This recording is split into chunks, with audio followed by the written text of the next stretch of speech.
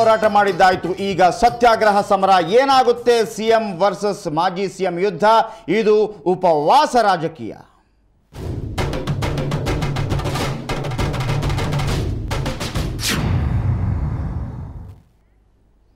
ಆಣೆಯಾಯಿತು, ಹೋರಾಟ ಮಾಡಿದ್ದು ಆಯಿತು. ಸಿಎಂ ವರ್ಸಸ್ ಮಾಜಿ ಸಿಎಂ ಯುದ್ಧ ಈಗ ಉಪವಾಸ ರಾಜಕೀಯಕ್ಕೆ ಬಂದು ನಿಂತಿದೆ. ತಮ್ಮ ಕುಟುಂಬದ ವಿರುದ್ಧ ಮಾಡಿರುವ ಆರೋಪಗಳ ಬಗ್ಗೆ ತನಿಖೆಗೆ ಆದೇಶ ನೀಡಬೇಕು ಅಂತ ಆಗ್ರಹಿಸಿ ಕುಮಾರಸ್ವಾಮಿ ಇಂದಿನಿಂದ ಉಪವಾಸ ಸತ್ಯಾಗ್ರಹ ಮಾಡ್ತಿದ್ದಾರೆ. ಗೌಡರ ಕುಟುಂಬದ ವಿರುದ್ಧ ಬಿಜೆಪಿ ಮಾಡಿದ ಆರೋಪಗಳಾದರೂ ಏನು, ಅದಕ್ಕೆ ಗೌಡರ ಕುಟುಂಬ ಕೊಟ್ಟ ಉತ್ತರ ಏನು, ಇದೆಲ್ಲದರ ಡೀಟೇಲ್ಸ್ ಈ ವರದಿಯಲ್ಲಿದೆ.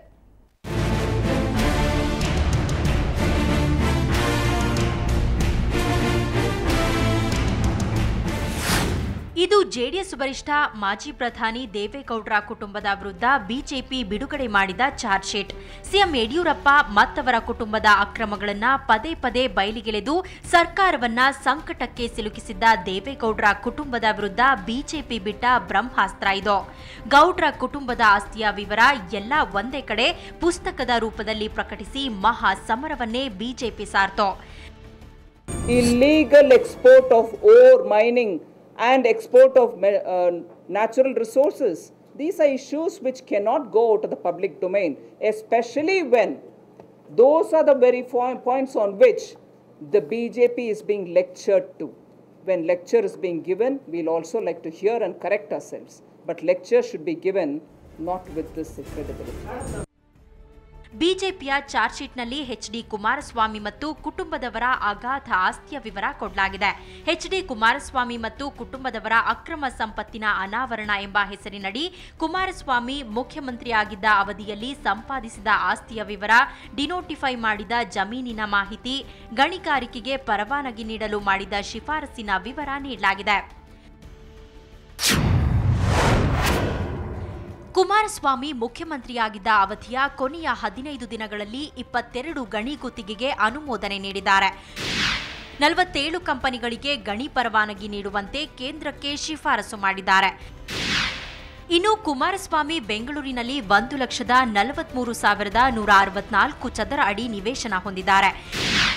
8,19,800 ಚದರ ಅಡಿ ವಾಣಿಜ್ಯ ಸಂಕೀರ್ಣ ಕಟ್ಟಡ, ಅಲ್ಲದೆ ರಾಜ್ಯದ ನಾನಾ ಕಡೆ 338 ಎಕರೆ ಕೃಷಿ ಭೂಮಿ, ಹೀಗೆ ಹೊಂದಿರುವ ಆಸ್ತಿಯ ಮೊತ್ತ ಸುಮಾರು 1,500 ಕೋಟಿಗೂ ಅಧಿಕ ಅನ್ನೋದು ಈ ಆರೋಪ ಪಟ್ಟಿಯ ಹೈಲೈಟ್ಸ್.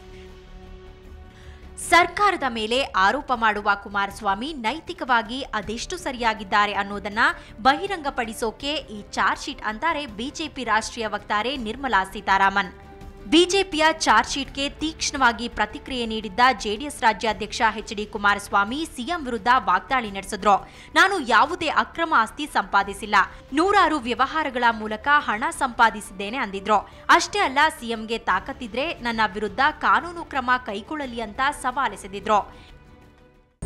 ನಮ್ಮಿಂದ ಅಕ್ರಮಗಳನ್ನು ಮಾಡಿ ಈ ಭೂಮಿಗಳನ್ನು ಖರೀದಿ ಮಾಡಿದೀವಿ ಅಂತಕ್ಕಂಥ ಮಾಹಿತಿ ಇದ್ರೆ ತಕ್ಷಣ ಆಕ್ಷನ್ ತಗೊಳ್ಳಿಕ್ಕೆ ಇವ್ರಿಗೆ ಯಾರು ಇಟ್ಕೊಂಡಿದ್ದಾರೆ ಯಡಿಯೂರಪ್ಪನವರಿಗೆ? ದಯವಿಟ್ಟು ಅವ್ರನ್ನ ಕೇಳಲಿಕ್ಕೆ ಬಯಸ್ತೀನಿ. ಇವತ್ತು ಲೋಕಾಯುಕ್ತ ಅವರು ಇನ್ನೂ ಅಂತಿಮವಾದಂಥ ವರದಿ ನೀಡಿಲ್ಲ. ಲೋಕಾಯುಕ್ತ ಅವ್ರಿಗಾದರೂ ಮಾಹಿತಿ ಕೊಡಲಿ. ಓಕೆ ವೀಕ್ಷಕರೇ, ಸತ್ಯಾಗ್ರಹಕ್ಕೆ ಕ್ಷಣಗಣನೆ ಆರಂಭವಾಗಿದೆ. ಈಗ ಜೆಡಿಎಸ್ ರಾಜ್ಯಾಧ್ಯಕ್ಷ ಮಾಜಿ ಮುಖ್ಯಮಂತ್ರಿ ಕುಮಾರಸ್ವಾಮಿ ಅವರು ಜೆಡಿಎಸ್ ಕಚೇರಿಗೆ ಬಂದಿದ್ದಾರೆ. ರೇಸ್ ಕೋರ್ಸ್ನಲ್ಲಿರುವಂಥ ರಸ್ತೆಯಲ್ಲಿರುವಂಥ ಜೆಡಿಎಸ್ ಕಚೇರಿಗೆ ಮಾಜಿ ಮುಖ್ಯಮಂತ್ರಿ ಕುಮಾರಸ್ವಾಮಿ ಅವರು ಆಗಮಿಸಿದ್ದಾರೆ.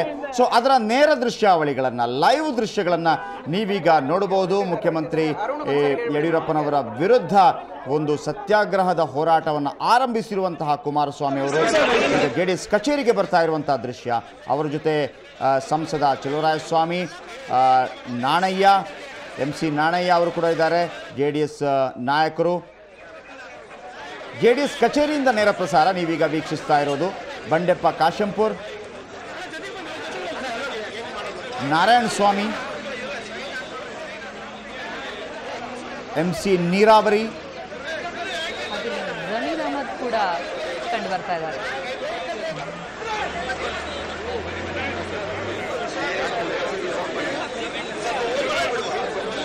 ಜೆಡಿಎಸ್ನ ಮಹಾಪ್ರಧಾನ ಕಾರ್ಯದರ್ಶಿ ಬಸನಗೌಡ ಪಾಟೀಲ್ ಯತ್ನಾಳ್ ಕೂಡ ಇಲ್ಲಿ ನೀವು ಕಾಣಬಹುದು. ಜೆಡಿಎಸ್ ಕಚೇರಿಗೆ ಈಗ ಆಗಮಿಸಿದ್ದಾರೆ. 8 ಗಂಟೆಗೆ ಅವರು ಉಪವಾಸ ಸತ್ಯಾಗ್ರಹ ಕೂಡಬೇಕಿತ್ತು ಫ್ರೀಡಂ ಪಾರ್ಕ್ನಲ್ಲಿ. ಈಗ JDS ಕಚೇರಿಗೆ ಬಂದ ನಂತರ ಅಲ್ಲಿಂದ ನೇರವಾಗಿ JDS ಕಚೇರಿಯ ಪಕ್ಕದಲ್ಲಿರುವಂತಹ ಗಾಂಧಿ ಪ್ರತಿಮೆ ಬಳಿಗೆ ಕುಮಾರಸ್ವಾಮಿ ಹೋಗ್ತಾರೆ. ಅಂದರೆ ಗಾಂಧಿ ಪ್ರತಿಮೆ ಅಂದರೆ ಅದು MG ರೋಡಲ್ಲಿರುವಂಥ ಗಾಂಧಿ ಪ್ರತಿಮೆ ಅಲ್ಲ, ಮೌರ್ಯ ಹೋಟೆಲ್ ಮುಂಭಾಗದಲ್ಲಿರುವಂಥ ಗಾಂಧಿ ಪ್ರತಿಮೆ. ಅಲ್ಲಿ ಮಾಲಾರ್ಪಣೆ ಮಾಡಿದ ನಂತರ ಅಲ್ಲಿಂದ ಫ್ರೀಡಮ್ ಪಾರ್ಕ್ಗೆ ಸಾಧಾರಣವಾಗಿ 1 ಕಿಲೋಮೀಟರ್ ದೂರ ಇದೆ, ನಮಗೆಲ್ಲ ಗೊತ್ತಿರೋ ಹಾಗೆ. ಅಲ್ಲಿಂದ ಅವರು ಕಾಲ್ನಡಿಗೆಯಲ್ಲಿ ಅಲ್ಲಿಗೆ ಹೋಗ್ತಾರೆ. ಅಲ್ಲಿಗೆ ಹೋದ ನಂತರ ಫ್ರೀಡಮ್ ಪಾರ್ಕ್ನಲ್ಲಿ 15 ಜನರೊಟ್ಟಿಗೆ ಅವರು ಉಪವಾಸ ಸತ್ಯಾಗ್ರಹ ಕೂಡ್ತಾರೆ ಇವತ್ತು. ಈಗಷ್ಟೇ JDS ಕಚೇರಿಗೆ ಬಂದಿರುವಂಥ ಕುಮಾರಸ್ವಾಮಿ ನೇರ ದೃಶ್ಯಾವಳಿಯಲ್ಲಿ ನೀವು ನೋಡಬಹುದಾಗಿದೆ.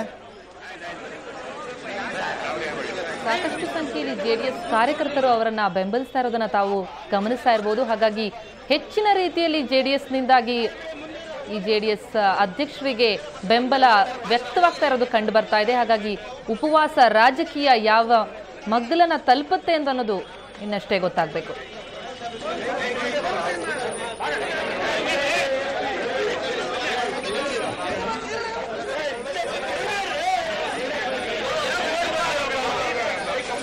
ಓಕೆ, ಐ ಥಿಂಕ್ ಕುಮಾರಸ್ವಾಮಿ ಅವರು ಈಗಾಗಲೇ JDS ಕಚೇರಿಗೆ ಬಂದು ಅಲ್ಲಿಂದ ನೇರವಾಗಿ ಈಗ ಗಾಂಧಿ ಪ್ರತಿಮೆ ಹತ್ರ ತೆರಳುತ್ತಾ ಇದ್ದಾರೆ. ಈಗಾಗಲೇ ಅಂದರೆ ಅದು ಕಾಲ್ನಡಿಗೆನೆ, ಅಲ್ಲಿಂದ ಬಹಳ ಸಮೀಪವಿದೆ, ಒಂದು 3 ನಿಮಿಷದ ವಾಕಿಂಗ್ ಅಷ್ಟೇ.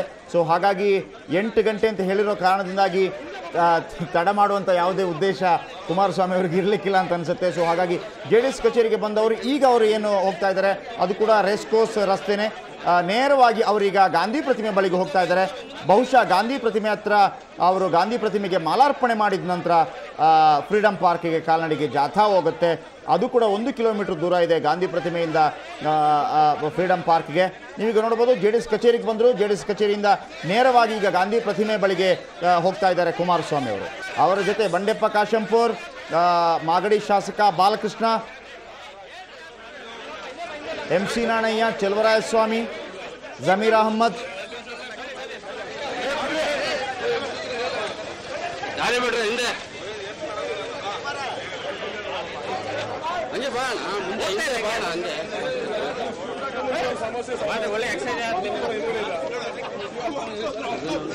JDS ಕಚೇರಿಗೆ ಬಂದಂತಹ ಕುಮಾರಸ್ವಾಮಿಯಲ್ಲಿ ಹೆಚ್ಚು ಹೊತ್ತೇನು ನಿಲ್ಲಿಲ್ಲ. ಅಲ್ಲಿಂದ ತಕ್ಷಣವೇ ಅವರು ಆಫೀಸ್ ಒಳಗಡೆ ಏನು ಹೋಗಲಿಲ್ಲ ಪ್ರತಿಮಾ, ನೇರವಾಗಿ ಅಲ್ಲಿಂದ ಬಹುಶಃ 8 ಗಂಟೆ ಅಂತ ಹೇಳಿದರು. ಹಾಗಾಗಿ ನೇರವಾಗಿ ಈಗ ಗಾಂಧಿ ಪ್ರತಿಮೆ ಬಳಿಗೆ ಹೋಗ್ತಾ ಇದ್ದಾರೆ. ನೀವು ಇದನ್ನು ನೇರ ದೃಶ್ಯದಲ್ಲಿ ನೋಡ್ಬೋದು, ಲೈವ್ ಟೆಲಿಕಾಸ್ಟ್ ಆಗ್ತಾ ಇದೆ. ನಮ್ಮ ಪ್ರತಿನಿಧಿ ಅರವಿಂದ್ ಬಿರಾದಾರ್ ಕೂಡ ಅವರನ್ನು ಫಾಲೋ ಮಾಡ್ತಾ ಇದ್ದಾರೆ.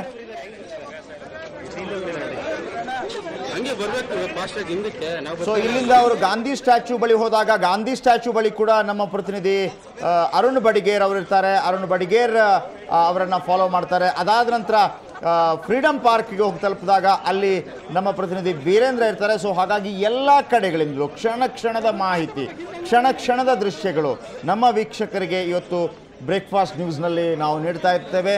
ಹಾಗೆಯೇ ಬ್ರೇಕ್ಫಾಸ್ಟ್ ನ್ಯೂಸ್ ಆದ ನಂತರ ಕೂಡ ಸಮಗ್ರವಾಗಿ ಅಲ್ಲಿಂದ ಯಾವ ರೀತಿಯ ಉಪವಾಸ ಸತ್ಯಾಗ್ರಹವಾಗುತ್ತೆ, ಯಾರೆಲ್ಲ ಕೂತ್ಕೋತಾರೆ, ಎಲ್ಲ ಸಮಗ್ರ ಮಾಹಿತಿಗಳು ನಿಮಗೆ ಇವತ್ತು ಲಭ್ಯವಾಗ್ತಾ ಇರುತ್ತೆ. ಸೊ ಹಾಗಾಗಿ ಸಾಟರ್ಡೆ, ಕೆಲವರು ಶನಿವಾರವಾಗಿರೋದ್ರಿಂದ ಕೆಲವರಿಗೆ ಇವತ್ತು ರಜಾ ಕೂಡ ಇರ್ಬೋದು. ಸೊ ಉಪವಾಸ ರಾಜಕೀಯ ಎಲ್ಲಿ ತನಕ ಹೋಗುತ್ತೆ ಅನ್ನೋದನ್ನು ನೋಡ್ಬೋದು. ಆಮೇಲೆ ಕೆಲವರು ಸಾಧಾರಣವಾಗಿ ಶನಿವಾರ ದಿವಸ ಉಪವಾಸ ಮಾಡುವಂಥ ಅಭ್ಯಾಸ ಕೂಡ ಇರುತ್ತೆ. ಸೊ ಹಾಗಿರುವಾಗ ನಿಮ್ಮ ಉಪವಾಸ ಮತ್ತು ಮಾಜಿ ಮುಖ್ಯಮಂತ್ರಿ ಕುಮಾರಸ್ವಾಮಿ ಅವರ ಉಪವಾಸ ಹೇಗಿರುತ್ತೆ ನೋಡೋಣ. ಬ್ರೇಕ್ಫಾಸ್ಟ್ ಅಲ್ಲಿ HDK ಅವರ ಫಾಸ್ಟಿಂಗ್ ವಿಜುವಲ್ಸ್ ಅನ್ನ ನೀವು ಲೈವ್ ಆಗಿ ನೋಡ್ತೀರಿ. ಸೊ ಪ್ರತಿ ಕ್ಷಣದ ಮಾಹಿತಿನ ನಿಮಗೆ ಒದಗಿಸ್ತಾ ಇರ್ತೀವಿ. ಹಾಗಾಗಿ ಶನಿವಾರದ ದಿನ ಬ್ರೇಕ್ಫಾಸ್ಟ್ ನ್ಯೂಸ್ನಲ್ಲಿ ನೀವು HDK ಅವರ ಫಾಸ್ಟಿಂಗ್ ಮತ್ತು ಅವರ ಹೋರಾಟ, ಅವರ ನಿಲುವು ಇವೆಲ್ಲವುಗಳನ್ನು ಲೈವ್ ದೃಶ್ಯಾವಳಿಗಳಲ್ಲಿ ನೋಡ್ತಾ ಇದ್ದೀರಿ. JDS ಕಾರ್ಯಕರ್ತರು ಹೆಚ್ಚಿನ ಸಂಖ್ಯೆಯಲ್ಲಿ ಬಂದು ಕುಮಾರಸ್ವಾಮಿಗೆ ಬೆಂಬಲವನ್ನು ವ್ಯಕ್ತಪಡಿಸ್ತಾ ಇರೋದು ಕಂಡು ಬರ್ತಾ ಇದೆ. ಈಗ ಗಾಂಧಿ ಪ್ರತಿಮೆಯ ಬಳಿ HDK ಬರ್ತಾ ಇದ್ದಾರೆ. ಕಳೆದ ತಿಂಗಳು ಅಂದರೆ 27ನೇ ತಾರೀಕು ಧರ್ಮಸ್ಥಳದಲ್ಲಿ ಆಣೆ ಪ್ರಮಾಣದ ವಿಚಾರವಾಗಿ ಕುಮಾರಸ್ವಾಮಿ ಹಾಗೂ ಯಡಿಯೂರಪ್ಪನವರು ಬಹಳ ಸುದ್ದಿಯಾಗಿದ್ದರು. ಈಗ ಅದಾಗಿ ಇವತ್ತು 9ನೇ ತಾರೀಕು ಅಂದರೆ 12 ದಿನಗಳ ನಂತರ ಮತ್ತೊಂದು ಉಪವಾಸ ಸತ್ಯಾಗ್ರಹ. ರಾಜಕೀಯ ರಂಗಿನಾಟ ಹೇಗಿದೆ ನೋಡಿ. ಆಣೆ ಪ್ರಮಾಣದ ವಿಚಾರ ಎಲ್ಲ ಮರೆತು ಬಿಟ್ಟರು, ಈಗ ಉಪವಾಸ ಸತ್ಯಾಗ್ರಹ. ಯಡಿಯೂರಪ್ಪನವರಿಗೆ ಹೆಜ್ಜೆ ಹೆಜ್ಜೆಗೂ ಈ ರೀತಿಯ ರಾಜಕೀಯ ದಂಬರಾಟವನ್ನ ವೀಕ್ಷಿಸುವಂತಹ ಆ ಸವಾಲುಗಳನ್ನ ಎದುರಿಸುವಂತಹದ್ದು ಬಂದೇ ಬರುತ್ತೆ ಅಂತ ಅನ್ಸುತ್ತೆ. ಬಹುಶಃ ಈ ಸವಾಲನ್ನ ಹೇಗೆ ಎದುರಿಸ್ತಾರೆ ಅನ್ನೋದು ನಿಜಕ್ಕೂ ಒಂದು ದೊಡ್ಡ ಪ್ರಶ್ನೆಯಾಗಿದೆ.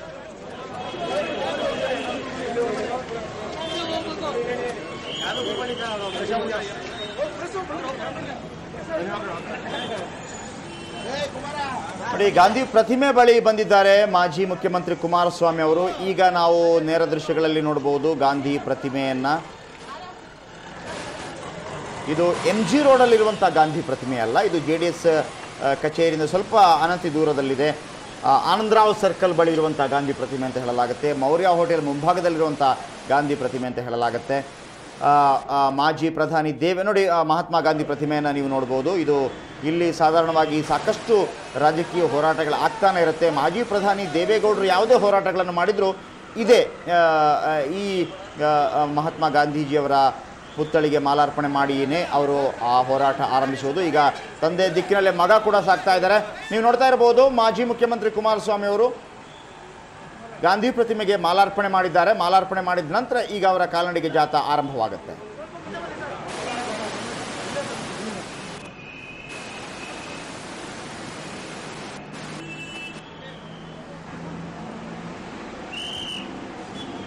ಆನಂದರಾವ್ ಸರ್ಕಲ್ ಬಳಿ ಇರುವಂತಹ ಗಾಂಧಿ ಪ್ರತಿಮೆ. ಈಗ ಕರೆಕ್ಟಾಗಿ 8 ಗಂಟೆ 15 ನಿಮಿಷವಾಗಿದೆ. 8 ಗಂಟೆ 13 ನಿಮಿಷ. ಓಕೆ, 8 ಗಂಟೆಗೆ ಉಪವಾಸ ಕೂತ್ಕೋಬೇಕಾಗಿತ್ತು ಅವರು. ಸೊ ಹಾಗಾಗಿ ಎಲ್ಲ ಕಾರ್ಯಕ್ರಮಗಳು ಸ್ವಲ್ಪ ಫಾಸ್ಟ್ ಆಗ್ತಾ ಇದೆ.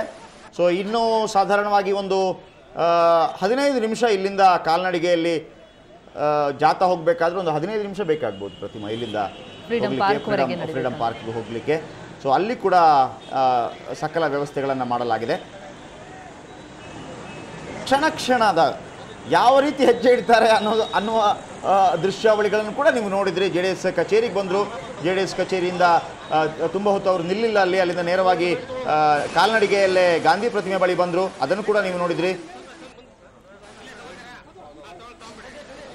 ಸೊ ಓಕೆ, ಈಗ ಇದನ್ನು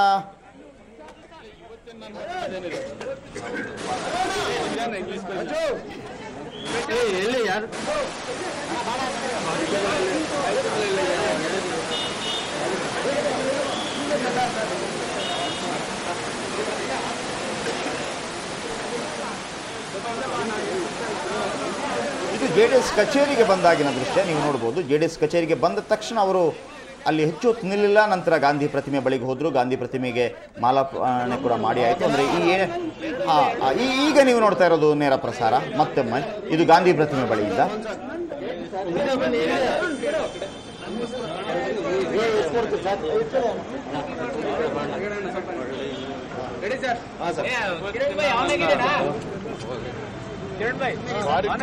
ಈಗಾಗಲೇ ಒಂದು ವಾರದ ಹಿಂದೆ ಏನೋ ಪ್ರಕಟ ಮಾಡಿದ್ದಾನೆ. ಬಿಜೆಪಿಯ ಪಕ್ಷದ ವತಿಯಿಂದ ಕುಟುಂಬದ ಮೇಲೆ ಮಾಡಿರ್ತಕ್ಕಂಥ ಆರೋಪದ ಬಗ್ಗೆ ಒಂದು ವಾರದಲ್ಲಿ ತನಿಖೆಯ ಒಂದು ತೀರ್ಮಾನವನ್ನು ಮಾಡಬೇಕು ಅಂತಕ್ಕಂಥ ಒಂದು ಸರ್ಕಾರಕ್ಕೆ ಮನವಿಯನ್ನು ಸಲ್ಲಿಸಿದ್ದೇನೆ ಮಾಧ್ಯಮದ ಸ್ನೇಹಿತರ ಮುಖಾಂತರ. ಇಲ್ಲಿಯವರೆಗೆ ಸರ್ಕಾರ ಯಾವುದೇ ರೀತಿಯ ಸಕಾರಾತ್ಮಕವಾಗಿ ಸ್ಪಂದಿಸದೆ ನಮ್ಮ ಕುಟುಂಬದ ಬಗ್ಗೆ ಸಾರ್ವಜನಿಕರಲ್ಲಿ ಒಂದು ರೀತಿಯ ತಪ್ಪು ಕಲ್ಪನೆಗಳನ್ನು ಮೂಡಿಸ್ತಕ್ಕಂಥದ್ದಕ್ಕೆ ಹಾಗೂ ನಮ್ಮ ಕುಟುಂಬದ ಗೌರವವನ್ನು ಹಾಳು ಮಾಡತಕ್ಕಂಥ ರೀತಿಯಲ್ಲಿ ಒಂದು ರಾಷ್ಟ್ರೀಯ ಪಕ್ಷ ಇವತ್ತು ಒಂದು ಕಿರುವತ್ತಿಗೆಯನ್ನು ಬಿಡುಗಡೆ ಮಾಡಿದ್ದಾರೆ. ಇವತ್ತು ಆ ರಾಷ್ಟ್ರೀಯ ಪಕ್ಷವಾಗಿರತಕ್ಕಂಥ ಬಿಜೆಪಿ ಪಕ್ಷದ ಆಡಳಿತವೇ ಈ ರಾಜ್ಯದಲ್ಲಿದ್ದರೂ ಈ ಒಂದು ತನಿಖೆಯನ್ನು ನಡೆಸ್ತಕ್ಕಂಥ ಒಂದು ನ್ಯಾಯಯುತವಾದಂಥ ನಮ್ಮ ಬೇಡಿಕೆಯನ್ನು ಇಲ್ಲಿಯವರೆಗೆ ಗಣನೆಗೆ ತೆಗೆದುಕೊಳ್ಳದೆ ಪಲಾಯನವಾದವನ್ನೇನು ಮಾಡಿದ್ದಾರೆ. ಇವತ್ತು ನಾನು ಈ ಒಂದು ಬಿಜೆಪಿ ಸರ್ಕಾರದ ದುರಾಡಳಿತ ಮತ್ತು ಅಕ್ರಮಗಳ ಬಗ್ಗೆ ಚರ್ಚೆಯನ್ನು ಮಾಡಿರ್ತಕ್ಕಂಥ ಡಿಮ್ಯಾಂಡನ್ನು ನಾನಿಟ್ಟಿಲ್ಲ. ಇವತ್ತು ನನ್ನ ಒಂದು ಡಿಮ್ಯಾಂಡ್ ಇರ್ತಕ್ಕಂಥದ್ದೇ ನಮ್ಮ ಕುಟುಂಬದ ಬಗ್ಗೆ ಇಲ್ಲ ಸಲ್ಲದ ರೀತಿಯಲ್ಲಿ ಅಪವಾದಗಳನ್ನು ಹೊರಿಸ್ತಕ್ಕಂಥ ಕೆಲಸಕ್ಕೆ ಕೈ ಹಾಕಿದ್ದಾರೆ ಬಿಜೆಪಿ ಪಕ್ಷ. ಇವತ್ತು ಅದು ಆ ಒಂದು ರಾಷ್ಟ್ರೀಯ ಪಕ್ಷದ ಘನತೆ ಗೌರವಗಳು ಆ ಪಕ್ಷಕ್ಕೆ ಇದೆ ಅಂತಕ್ಕಂಥದ್ದನ್ನು ಸಾಬೀತು ಮಾಡೋದಾದ್ರೆ ಇವತ್ತಿನ ನನ್ನ ಒಂದು ಹೋರಾಟ ಮತ್ತೆ ನನ್ನ ಒಂದು ಡಿಮ್ಯಾಂಡ್ ಏನಿದೆ ಅದನ್ನು ಸರ್ಕಾರ ಪರಿಗಣಿಸಬೇಕು ಅಂತಕ್ಕಂಥ ಹೇಳಿ ಬಯಸ್ತೀನಿ. ಸರ್, ನಿನ್ನೆ ದೇವೇಗೌಡರ ಜೊತೆ ಏನು ಸಭೆ ಆಯಿತು, ಅದರಲ್ಲಿ ಏನಾದರೂ ಈ ಉಪವಾಸ ಸತ್ಯಾಗ್ರಹ ನನಗೆ ಗೊತ್ತಿಲ್ಲ. ಅದು ನಿನ್ನೆಯ ದಿನ ಹಾಸನ ಜಿಲ್ಲೆಯ ಜನಪ್ರತಿನಿಧಿಗಳು ಏನು ಆ ಒಂದು ಜಿಲ್ಲೆಯ ಒಂದು ಅಭಿವೃದ್ಧಿಗೆ ಸರ್ಕಾರ ಗಮನ ಹರಿಸಿಲ್ಲ ಅಂತಕ್ಕಂಥ ಅಂಶದ ಮೇಲೆ ಹೋರಾಟ ಮಾಡಿದ್ರು. ಅದರ ಹಿನ್ನೆಲೆಯಲ್ಲಿ ಮುಖ್ಯಮಂತ್ರಿಗಳು ಸಭೆ ಕರ್ಕೊಂಡಿದ್ದಾರೆ. ಅಲ್ಲಿ ಏನ್ ಚರ್ಚೆಗಳನ್ನು ಮಾಡಿದ್ದಾರೆ ಅಂತಕ್ಕಂಥ ಮಾಹಿತಿಗಳು ನನ್ನ ಹತ್ರ ಇದೆ. ಸರ್ಕಾರದ ಪರವಾಗಿ ಯಾರಾದರೂ ದೂರವಾಣಿ ಮೂಲಕ ಆಗಲಿ ಹೆಂಗ ಸಂಪರ್ಕಿಸಿ? ಸರ್ಕಾರದ ಪರವಾಗಿ ಯಾರೂ ನನ್ನ ಜೊತೆಯಲ್ಲಿ ಇಲ್ಲಿಯವರೆಗೆ ಸಂಪರ್ಕ ಮಾಡಿಲ್ಲ. ಇವತ್ತು ಸರ್ಕಾರ ನಿಖರವಾಗಿ ಈ ಒಂದು ಆರೋಪದ ಬಗ್ಗೆ ತನಿಖೆಯನ್ನು ನಡೆಸತಕ್ಕಂಥ ನಿರ್ಧಾರ ಮಾಡೋವರೆಗೆ ನನ್ನ ಒಂದು ವಾರದ ಹಿಂದೆ ಕೊಟ್ಟಿರ್ತಕ್ಕಂಥ ಒಂದು ಸರ್ಕಾರದ ಮುಂದೆ ಸವಾಲೇನಿಟ್ಟಿದ್ದೇನೆ. ಅದನ್ನ ಹಿಂಪಡೆಯತಕ್ಕಂಥ ಪ್ರಶ್ನೆ ಇಲ್ಲ. ನಾನು ಇವತ್ತಿನಿಂದ ನನ್ನ ಹೋರಾಟ ಏನು ಪ್ರಾರಂಭ ಮಾಡ್ತಾ ಇದ್ದೇನೆ, ರಾಜ್ಯದ ಜನತೆಯಲ್ಲಿ ಮನವಿ ಮಾಡ್ತೇನೆ. ಇದು ಯಾವುದೋ ಒಂದು ಪ್ರತಿಷ್ಠೆಗೋ ಮತ್ತಿನ್ನ ಯಾವುದೋ ಒಂದು ದ್ವೇಷಕ್ಕೂ ಮಾಡ್ತಾ ಇರ್ತಕ್ಕಂಥದ್ದಲ್ಲ. ಇದು ಇವತ್ತು ನಮ್ಮ ಕುಟುಂಬದ ಮೇಲೆ ಬಂದಿರತಕ್ಕಂಥ ಇಂಥ ಒಂದು ಆರೋಪ ಏನಿದೆ, ಅದು ಒಂದು ರಾಷ್ಟ್ರೀಯ ಪಕ್ಷ ಮಾಡಿರ್ತಕ್ಕಂಥ ಆರೋಪ. ಇದು ಜನತೆಯನ್ನು ತಪ್ಪುದಾರಿಗೆ ಎಳೆಯಬಾರದು. ನಾವು ಯಾವುದೇ ರೀತಿ ತನಿಖೆಗೆ ಸಿದ್ಧ ಇದ್ದೇವೆ ಅಂತಕ್ಕಂಥ ಮಾತನ್ನ ಸಾರ್ವಜನಿಕವಾಗಿ ಘೋಷಣೆ ಮಾಡಿದ ನಂತರ ಸರ್ಕಾರ ಇವತ್ತು ಪಲಾಯನವಾದ ಏನು ಮಾಡ್ತಾ ಇದ್ದಾರೆ. ರಾಜ್ಯದ ಜನತೆ ದಯವಿಟ್ಟು ಯಾವುದೇ ಒಂದು ವ್ಯಾಮೋಹಕ್ಕೆ ಒಳಗಾಗದೆ ಇಂಥ ಒಂದು ವಿಷಯದ ಬಗ್ಗೆ ಪರಾಮರ್ಶೆಯನ್ನು ಮಾಡಬೇಕು ಅಂತ ಹೇಳಿ ಮನವಿಯನ್ನು ಸಲ್ಲಿಸ್ತಾ ಇದ್ದಾರೆ. ಕೇಂದ್ರ ರಾಜ್ಯದ ಬಿಜೆಪಿ ನಾಯಕರು ಅಂತೂ ಸ್ಪಂದಿಸ್ತಾ ಇಲ್ಲ ನಿಮ್ಮ ಹಲವು ಹೋರಾಟಗಳಿಗೆ. ಕನಿಷ್ಠ ಅವರ ರಾಷ್ಟ್ರೀಯ ನಾಯಕರಿಗಾದರೂ ರಾಷ್ಟ್ರೀಯ ಬಿಜೆಪಿ ಪಕ್ಷದ ಅಧಿಕೃತ ವಕ್ತಾರರು ನಿರ್ಮಲಾ ಸೀತಾರಾಮನ್ ಅವರು ಇಲ್ಲಿ ಬಂದು ಏನೋ ಒಂದು ಕಿರುವತ್ತಿಗೆಯನ್ನು ಬಿಡುಗಡೆ ಮಾಡಿದ್ದಾರೆ. ರಾಜ್ಯದಲ್ಲಿ ನಾವು ಯಾವುದೇ ರೀತಿಯ ಬಿಜೆಪಿಯ ಪಕ್ಷದ ನಾಯಕರಲ್ಲಿ ನೈತಿಕತೆಯನ್ನು ನಾವು ಕಾಣಲಿಕ್ಕೆ ಸಾಧ್ಯ ಇಲ್ಲ. ಏನಾದರೂ ಅಲ್ಪ ಸ್ವಲ್ಪ ಮಟ್ಟಿನ ನೈತಿಕತೆ ರಾಷ್ಟ್ರೀಯ ಪಕ್ಷದ ಬಿಜೆಪಿಯ ನಾಯಕರು ಇನ್ನೂ ಉಳಿಸ್ಕೊಂಡಿದ್ದೇವೆ ಅಂತಕ್ಕಂಥ ಭಾವನೆ ಅವರ ಹೃದಯದಲ್ಲಿದ್ದರೆ ಈ ವಿಷಯದ ಬಗ್ಗೆ ತಕ್ಷಣ ಕ್ರಮ ತೆಗೆದುಕೊಳ್ಳತಕ್ಕಂಥ ಸೂಚನೆಯನ್ನ ಯಡಿಯೂರಪ್ಪರು ಕೊಡಲಿ ಅಂತಕ್ಕಂಥದ್ದನ್ನು ಹೇಳಲಿಕ್ಕೆ ಬಯಸ್ತೀನಿ.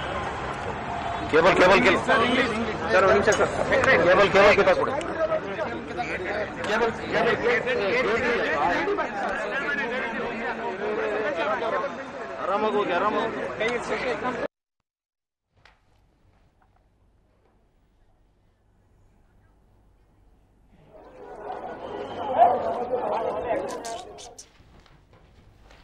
ಓಕೆ, ನೋಡಿದ್ರಲ್ಲ ವೀಕ್ಷಕರೇ, ಯಾವ ರೀತಿ ಆರಂಭವಾಗ್ತಾ ಇದೆ ಈ ಒಂದು ಉಪವಾಸ ಸತ್ಯಾಗ್ರಹ. ಮಾಜಿ ಮುಖ್ಯಮಂತ್ರಿ ಕುಮಾರಸ್ವಾಮಿ ಅವರಿಂದ JDS ಕಚೇರಿಗೆ ಬಂದರು, ನಂತರ ಕಾಲ್ನಡಿಗೆ ಮುಖಾಂತರ ಗಾಂಧಿ ಪ್ರತಿಮೆ ಬಳಿ ಬಂದರು, ಅಲ್ಲಿ ಮಾಲಾರ್ಪಣೆ ಕೂಡ ಮಾಡಿದರು.